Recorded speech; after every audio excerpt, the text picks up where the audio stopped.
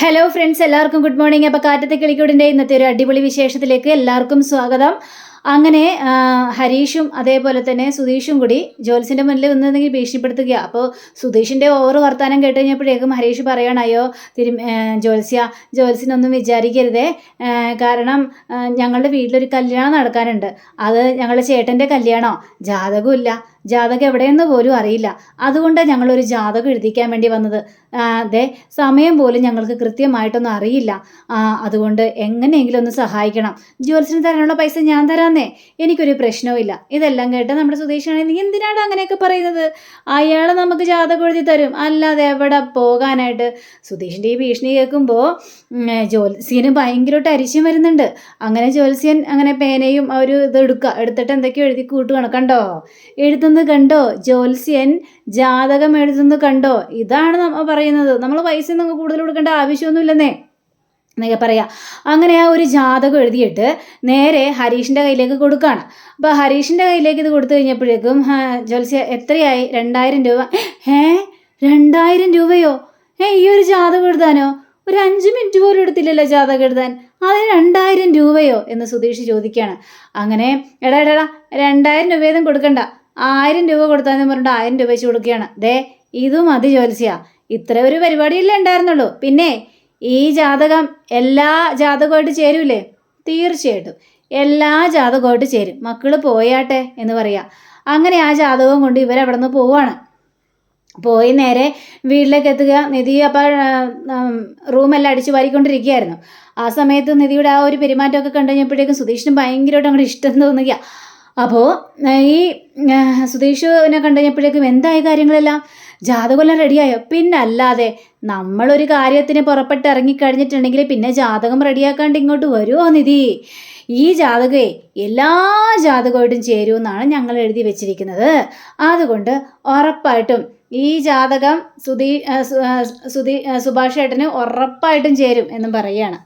അങ്ങനെ അപ്പോൾ ഹരീഷ് എവിടെയെന്ന് വെച്ച് കഴിഞ്ഞപ്പോഴേക്കും അത് പിന്നെ അവനെ സുഭാഷ് ഏട്ടനെ വിളിക്കാൻ വേണ്ടി പോയിരിക്കുക. പെണ്ണും ചെറുക്കനെ കാണാൻ വേണ്ടി ആൾക്കാരൊക്കെ ഇങ്ങോട്ട് വരുമല്ലോ, അപ്പോൾ ഒന്ന് റെഡിയാക്കണ്ടേ? അത് ശരിയാ, എത്രയും പെട്ടെന്ന് ക്ലീനാക്കി വൃത്തിയാക്കി. അപ്പോൾ നികേഷ് ആണെങ്കിൽ അവിടെ മുഴുവനും റൂം സ്പ്രേ അടിക്കണേ. ഇപ്പം അടിക്കില്ലേടാ, ഇപ്പം അടിച്ചു കഴിഞ്ഞിട്ടുണ്ടെങ്കിൽ അവർ വരുമ്പോൾ തന്നെ മണം പോവില്ലേ? അവർ വരാറാകുമ്പോൾ തന്നെ അടിച്ചാൽ മതി, അപ്പം നല്ല മണമായിരിക്കും എന്നിവിടെ പറയാണ്.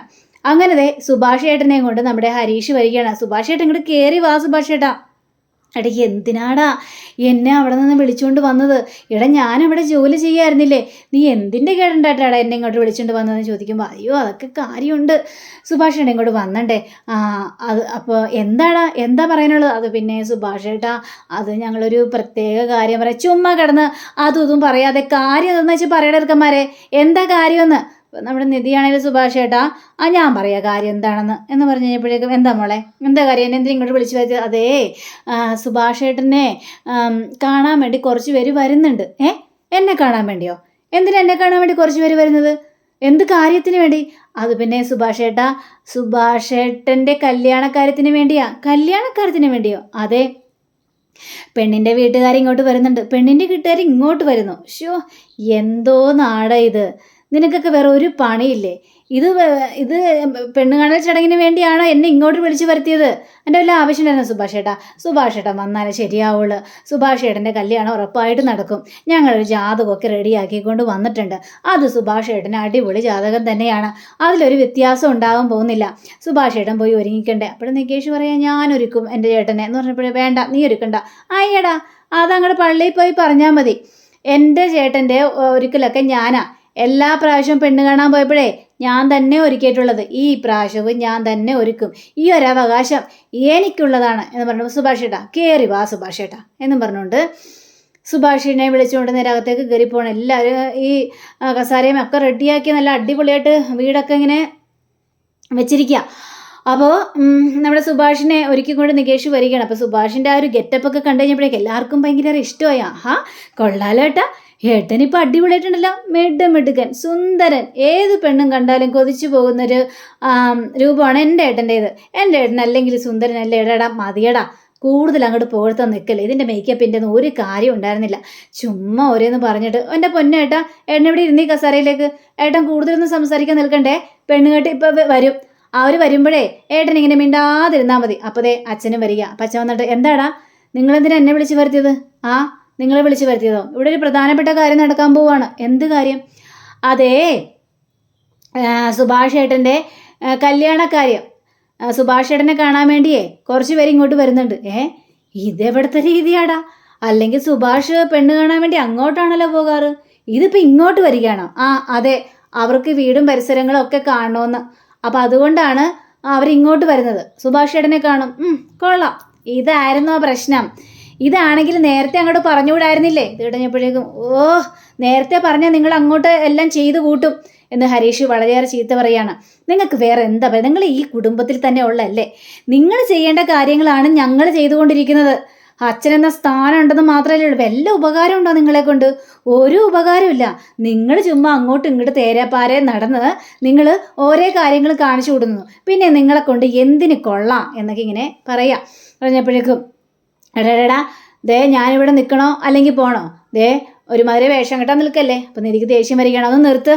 അതെ അവരെ പെണ്ണിൻ്റെ വീട്ടുകാർ വരുന്നവരെ ഇവിടെ തന്നെ ഉണ്ടാകണം. മനസ്സിലായല്ലോ പറഞ്ഞത്? ഉത്തരവേ, ഞാൻ ഇവിടെ തന്നെ ഉണ്ടായിക്കോളാം.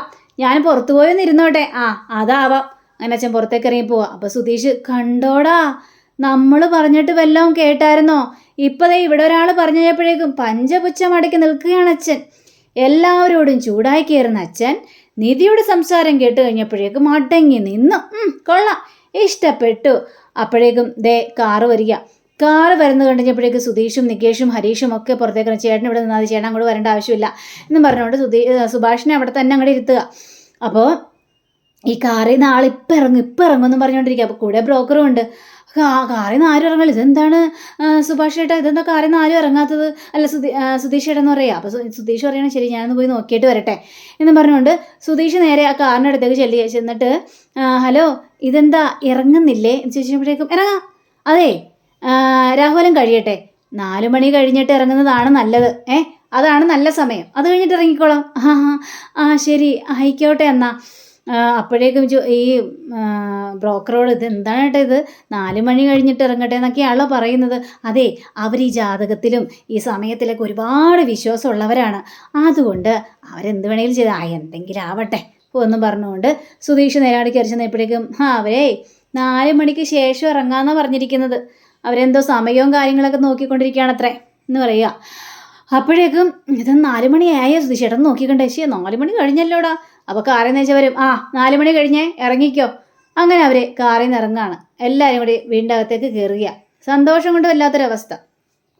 കൂടെ ഒരു ജ്യോത്സ്യനും കൂടിയുണ്ട് ഇവരുടെ കൂടെ തന്നെ. അപ്പോൾ അതെ ചെറുക്കൻ്റെ ജാതകം ഉണ്ടോ എന്ന് ചോദിച്ചപ്പോഴേക്കും പിന്നെ ജാതകമുണ്ട് തീർച്ചയായിട്ടും ദേ ഞങ്ങൾ എടുത്തുകൊണ്ട് വരാം എന്ന് പറഞ്ഞുകൊണ്ട് ജാതകം എടുത്തുകൊണ്ട് വരിക. അതെ ഞങ്ങൾ ഈ ജ്യോത്സ്യനെയും കൊണ്ട് വരുന്നത്, ജ്യോത്സ്യം പറയുന്നത് അച്ചട്ടാണ്. ഞങ്ങളുടെ മോൾക്ക് ഒരുപാട് കല്യാണാലോചനകളെല്ലാം വന്നു. പക്ഷേ ജാതകം ചേരാത്തത് കൊണ്ട് അതൊന്നും നടക്കാതെ പോയി. പിന്നീട് മോളെയും കൊണ്ട് എങ്ങോട്ട് പോകണ്ടെന്ന് വിചാരിച്ചു.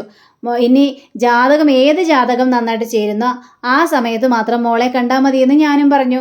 അങ്ങനെ ആവട്ടെ എന്ന് വിചാരിച്ചുകൊണ്ടാണ് മോളെയും കൊണ്ടുവരാതെ ഞങ്ങൾ ഇങ്ങോട്ട് വന്നത്. അപ്പോഴേക്കും ഈ ജ്യോത്സ്യം പറയുന്നത് മുഴുവനും അച്ചട്ടാണെന്നൊക്കെ അവിടെ പറയാം. അപ്പോൾ ജ്യോത്സ്യം വീടൊക്കെ നോക്കിയിട്ട് വീടിൻ്റെ വാസ്തു ഇരിക്കുന്ന ഇതൊക്കെ നല്ല അടിപൊളിയാണ്, കറക്റ്റ് സ്ഥാനത്ത് തന്നെയാണ് ഇരിക്കുന്നത്, അതിലൊരു കുഴപ്പമില്ല. അപ്പോൾ ജാതകം കാട്ടിയാട്ടെ എന്ന് പറയാം. ഇങ്ങനെ ജാതകം എടുത്ത് ഈ സുധീഷ് കൊടുക്കുകയാണ്. സുധീഷ് കൊടുത്തിട്ട് ഇവർ ജാതകം നോക്കി കഴിഞ്ഞപ്പോഴേക്കും ഇത് ശരിയാവില്ല. ശരിയാവില്ലെന്നാ?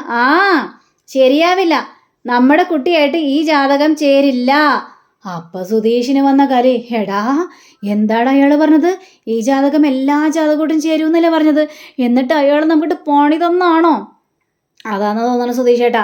സുധീഷ് ചേട്ടൻ അവിടെ കിടന്ന് ഭയങ്കര വീരവാദം മുഴുക്കലായിരുന്നില്ലേ, വെല്ലുവിളിയായിരുന്നില്ലേ, അതുകൊണ്ട് അയാൾ നമുക്കിട്ടൊരു പണി തന്നതാണെന്ന് എനിക്ക് തോന്നുന്നത് എന്നൊക്കെ ഇങ്ങനെ ഹരീഷും പറയാണ്.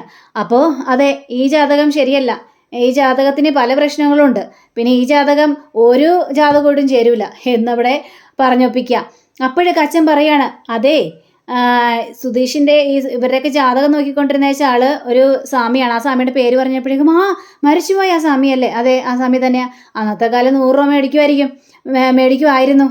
അതിൻ്റെ ഇതിൽ സുഭാഷിൻ്റെ ജാതകം എൻ്റെ കയ്യിലുണ്ട്, ഞാൻ എടുത്തിട്ട് വരാം. അപ്പം എല്ലാവരും അന്തം വിട്ട് നോക്കി നിൽക്കുക.